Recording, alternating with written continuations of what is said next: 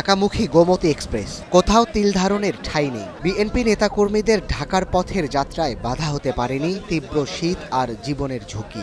উদ্দেশ্য প্রিয় নেত্রীকে শেষবারের মতো এক নজর দেখার, বিদায় জানানোর। দুর্দিনে দলকে ঐক্যবদ্ধ রাখা, নেতাকর্মীদের আগলে রাখা অভিভাবককে বিদায় দিতে গাজীপুরের নেতাকর্মীদের ঢল নামে জয়দেবপুর স্টেশনে। ট্রেনের ভেতরে জায়গা না পেয়ে ঝুঁকি নিয়ে রওনা দেন অনেকেই। যারা উঠতে পারেননি তারা যাত্রা করেন সড়ক পথে।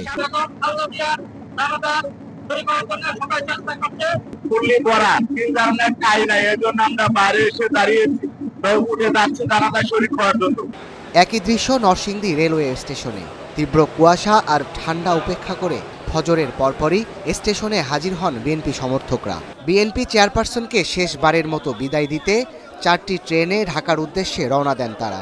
ভরসা পেতে নিজেকে হতে হয় পাতের মতো দৃঢ়, ঠিক যেমনটা জেডএসআরএম। আমাদের নির্বাচন উপলক্ষে কর্মশালা ছিল, ছাত্রদল প্রতিষ্ঠা বার্ষিকী উপলক্ষে র্যালি ছিল, সকল প্রোগ্রাম স্থগিত করা হয়েছে। আমরা এই 4টি ট্রেনে পর্যায়ক্রমে আমরা ঢাকার উদ্দেশ্যে রওনা হচ্ছি। আমাদের মা, গণতন্ত্রের মা দেশনেত্রী বেগম খালেদা জিয়ার জানাজায় অংশগ্রহণ করার জন্য। বেগম খালেদা জিয়ার জানাজার উদ্দেশ্যে আমরা নরসিংদী থেকে রওনা দিলাম। দলীয় প্রধানের অনন্ত পথে যাত্রায় অংশ নিতে গোপালগঞ্জ বিএনপি ও অঙ্গ সংগঠনের নেতাকর্মীরা একযোগে রওনা দেন ঢাকায়। এছাড়া ভাঙ্গা এক্সপ্রেসওয়ে হয়ে ঢাকায় আসেন দক্ষিণের 21 জেলার অনেকেই। বিএনপির চেয়ারপারসন ম্যাডাম খালেদা জিয়ার জানাজায় যাওয়ার জন্য হাজার হাজার মানুষ তারা ছুটছে।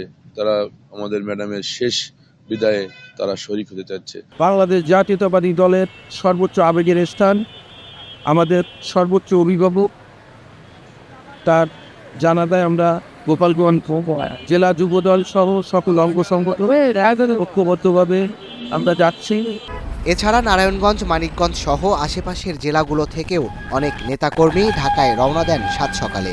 গণপরিবহনের পাশাপাশি ব্যক্তিগত বাহনেও প্রিয় নেত্রীকে বিদায় জানাতে আসেন তারা। Sadat Shahed, Star news.